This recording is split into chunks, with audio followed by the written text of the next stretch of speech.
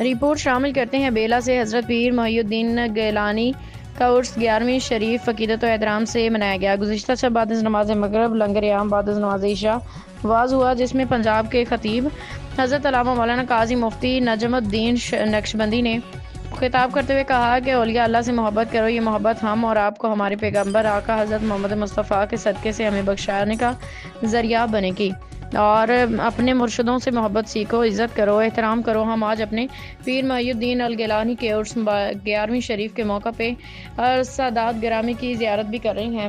گدی نشین سید نور شاہ جلالی، چیئرمین سید شاہ جہان سمیت کثیر تعداد میں سعادت گرامی اور علماء کرام، قاضی حاجی اسحاق قریشی صاحب، قاضی حاجی اسماعیل قریشی صاحب، قاضی پنل نعیمی، مولانا احمد رضا مولوی، امام بخش و دیگر جلوہ افروز ہیں۔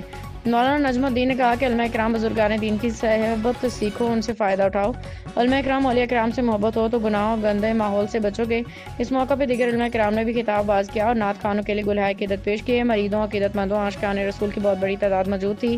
رپورٹ سردار عبدالرحیم رونجو، JNN TV لسبیلا۔